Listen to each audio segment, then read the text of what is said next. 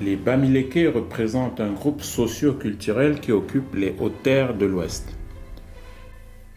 Ils descendraient des Baladis partis de l'Égypte au IXe siècle et qui arrivèrent en région Tikar vers le milieu du XIIe siècle. Les Bamileke sont identifiés comme des populations vivantes à l'ouest du Cameroun. Peuple dynamique et entreprenant, les Bamileke vivent dans les zones montagneuses. Mais l'origine du nom Bamileke fait l'objet de plusieurs théories. Les Bamileke constituent le groupe ethnique le plus important au plan démographique des Grasslands. Le pays Bamileke est constitué d'une mosaïque de petites et moyennes chefferies qui se sont formées par segmentation à partir de quelques chefferies de base, dont les plus importants sont les Baleines et Banjoun. L'organisation socio-politique est également centralisée. Le Mfo, ou chef, exerce l'autorité suprême. Il est entouré de 9 notables représentant chacun les pères fondateurs de la chefferie. Le prestige dont jouit la reine-mère et l'existence de nombreuses associations coutumières ou sociétés secrètes concourent au contrôle et à la canalisation du pouvoir politique exercé par le chef. L'architecture Bamileke se caractérise par sa démesure et son symbolisme. L'organisation des bâtiments dans une chefferie suit des règles strictes basées sur la cosmogonie Bamileke. Les bâtiments faits de bambou, raffia et de chaume sont surmontés de toitures pyramidales, appelées localement toits coniques. Aujourd'hui, on dénomme chez les Bamileke 5 grands groupes linguistiques proches les unes des autres et subdivisés en une vingtaine de sous-groupes. Le Ngomela pour la Grande Mifi, le Menjumba, le Ndé, le Yemba à la Menois, le Ngomba à Bamboutos, le Fefe dans le Onkam. Les noms de famille que nous portons déterminent l'origine de notre groupement. Chez les Bamileke, par exemple, les groupements dont le radical commence par Mba signifient les gens de, ou encore ceux qui viennent de. Par exemple, Bafoussam, Banjoun, Bafan ou encore Bangante. Les origines du nom Bamileke restent encore mitigées dans l'esprit des différents clans Bamileke. Datant de l'époque coloniale, la première hypothèse soutient que tout serait parti d'une erreur d'interprétation du nom Bamileke par l'interprète, et selon elle, ce nom viendrait du terme Babote Baleke, qui signifierait porteur de masque. La deuxième hypothèse soutient que ce nom serait venu de la langue Photo, qui dirait Peme Leke, et qui signifie les habitants des montagnes. Selon l'hypothèse de Justin Moifo, ce nom serait la dérivée de Pouemeleke, qui veut dire les habitants des montagnes et des ravins ou des rochers. Au regard des différentes hypothèses observées, celle qui se rapproche le plus est la signification « les hommes de montagne ».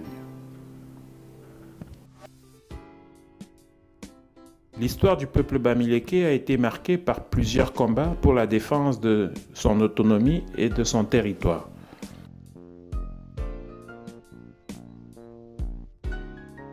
Une chefferie Bamileke est une sorte de micro-État centralisé autour d'un roi puissant, jouissant d'un pouvoir de droit semi-divin.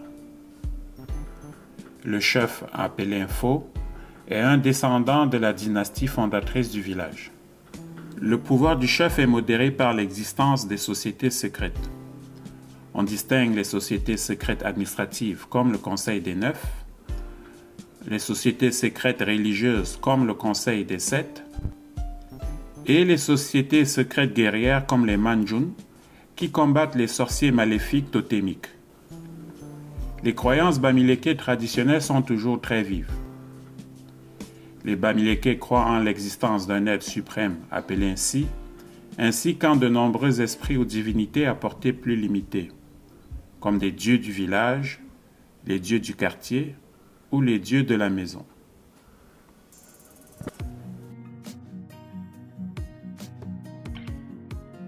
Le Lakam signifie le village des notables. Tout futur chef doit y séjourner avant son intronisation. Cette légitimité lui confère l'autorité de chef. Il devient ainsi le garant de la prospérité et de la survie de sa chefferie. Dans toutes les chefferies Bamileke, l'accession au pouvoir se fait généralement de père en fils. Les vœux du défunt chef quant à sa succession ne constituent pas un choix définitif. C'est le conseil des 7 qui choisit le futur chef lors d'une grande cérémonie d'arrestation. Le conseil des 9, quant à lui, se charge d'assurer la formation du nouveau chef durant son séjour au Lakam.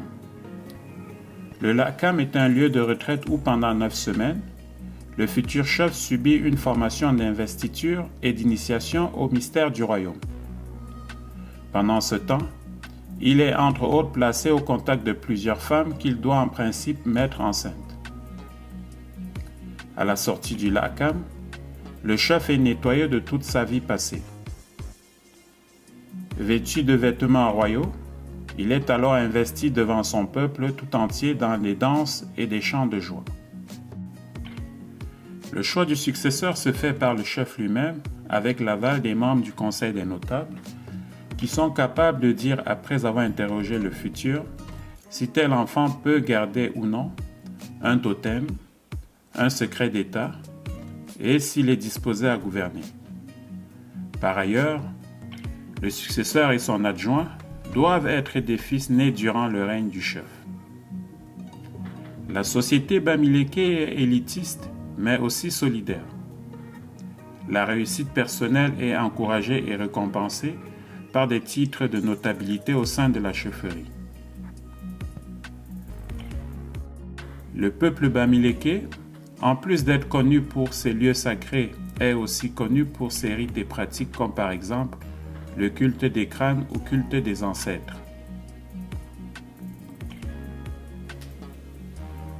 Chez les Bamileke, les morts ne sont pas morts. En fait, ils sont dans un monde spirituel et à partir de là, veillent sur tous leurs proches, descendants qui sont encore sur terre. Les ancêtres sont en fait considérés comme des intermédiaires entre Dieu et les vivants. Ils sont profondément impliqués dans les affaires des vivants car ils sont les gardiens de la famille et agissent comme police invisible de la famille et de la communauté. Le culte des ancêtres est très vif. Comme les Bamileke pensent que l'esprit d'un défunt se trouve dans son crâne, le crâne du défunt est déterré et sera gardé aux côtés des crânes de tous les ancêtres de la famille dans une petite maison destinée à cela. Des offrandes sont faites aux crânes qui sont consultés régulièrement par le successeur de la lignée, notamment lorsqu'une question difficile concernant la famille se pose. Les funérailles rythment la saison sèche et constituent des grandes fêtes hautes en couleurs. Elles se déroulent une ou plusieurs années après le décès. Les symboles de culte et de prestige dans la tradition Bamileke sont constitués par un ensemble de croyances qui rappellent les rites et symbolisent toute l'importance que ce peuple accorde à la tradition. Parmi ces symboles, on distingue au rang le plus important le Njinjim ou Jujube qui a pour pouvoir d'assurer la protection. Le Ndop, une véritable profession de foi. La queue de cheval qui proclame à tout vent le prestige du peuple Bamileke. Ou le Funkeng, la très aimée et paisible reine des plantes dans le Grand Ouest. En pays Bamileke, cette petite graine noire est le compagnon de protection de toute personne qui entame une mission périlleuse. Ainsi, une gousse entière dans son sac tient lieu de blindage. Dans la tradition, ces graines se mangent en chiffres impairs. Cependant, les jumeaux et jumelles les consomment en chiffres pairs. Lorsqu'un parent veut donner sa bénédiction à son enfant, il les mâche et les recrache sur ses mains avant de les imposer sur ce dernier.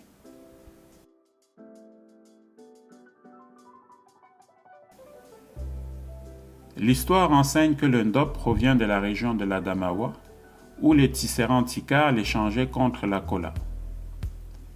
Les couleurs bleues et blanches sont les tons dominants de ce tissu, qui pendant des années ne se faisait qu'à la main et coûtait alors très cher. Il reste l'un des symboles les plus marquants des Bamileke. Les cercles, les losanges, les lignes et les gants sont autant de figures qui donnent au ndop le prestige qui est le sien. Ces différentes figures symbolisent la solidarité, la stabilité, la fécondité et la prospérité. La modernité a permis sa vulgarisation si bien qu'aujourd'hui, il est devenu tissu d'ameublement, tenue d'apparat ou même un vêtement ordinaire.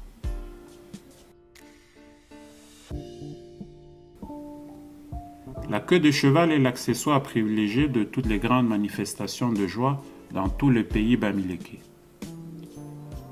Les couleurs les plus récurrentes sont le noir, le marron et le blanc. Elle est joyeusement agitée par les femmes ou agitée comme une lance par les hommes pendant les cérémonies pour rythmer la danse. Auparavant, porter une queue de cheval était signe de bravoure. Aujourd'hui, le faire relève tout simplement du bon goût. L'usage de la queue de cheval en pays bamileke lors des grandes manifestations est synonyme de victoire.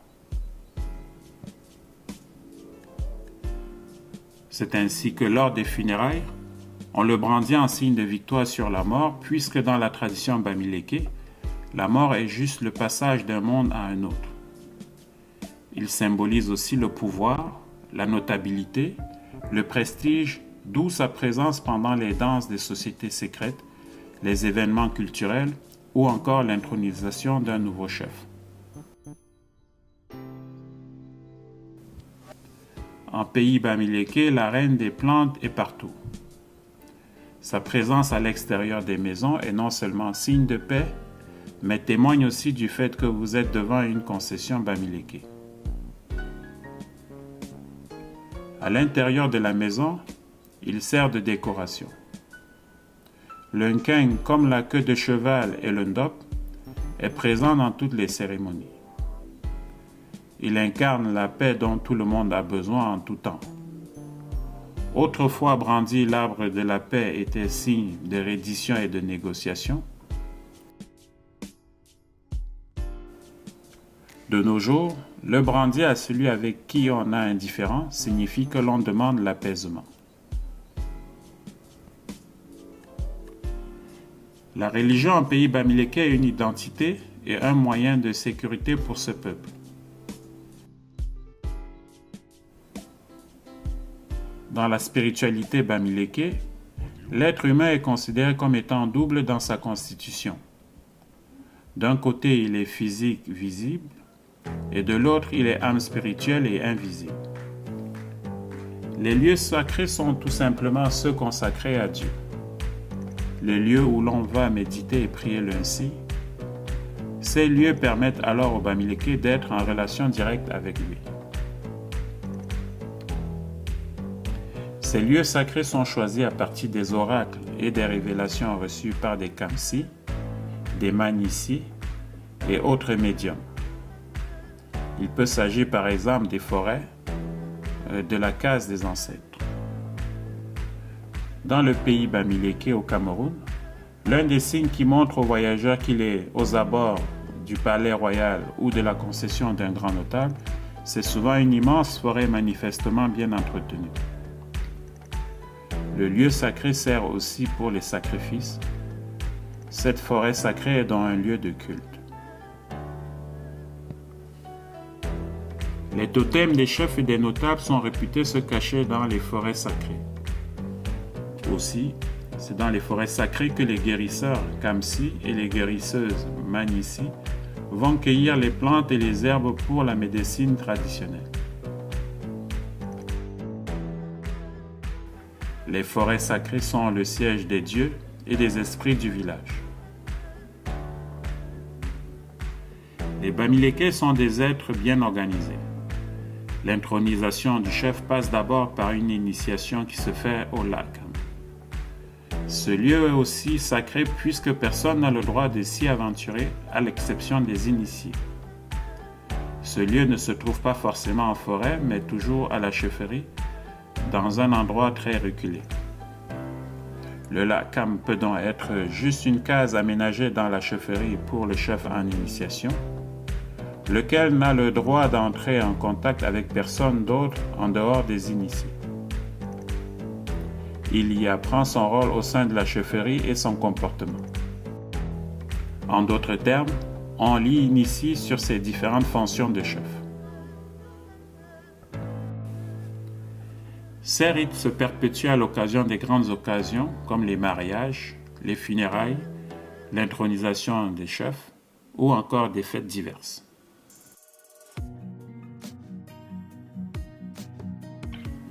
Le Njinjem ou Jujube, ou fruit de la paix, est présenté à chaque fois qu'il y a naissance des jumeaux dans la communauté et à l'intronisation des chefs. Le Funkan ou arbre de la paix est présenté à chaque fois qu'il y a une naissance des jumeaux dans la communauté et à l'intronisation des chefs. Il sera parfois jeté dans la tombe pour éloigner les esprits. Le vin de palme raffia sera servi dans une calebasse lors des cérémonies de mariage ou des funérailles. Le double gond, le tam-tam, la queue de cheval et le tord du tissu ndindop incarnent le pouvoir des chefferies. Le ndou intervient de manière exceptionnelle car il traduit la malchance et est destructrice pour toute personne qui en est frappée. Il peut même entraîner la mort de la victime. Le ndou est la statuette qui sert à désenvoûter et à enlever les mauvais sorts jetés sur quelqu'un. Il sert de protection de la chefferie et des concessions contre les sorciers, les vampires et les forces invisibles. L'adoration des crânes humains est le lien avec les morts. C'est une coutume ancestrale perpétuée avec rigueur de génération en génération. L'adoration des crânes humains influence le vécu des peuples de l'ouest du Cameroun qui voient dans cette croyance un lien sacré avec les morts, lesquels sont souvent invoqués au travers des rites précis pour assurer la protection et la bénédiction à leurs descendants.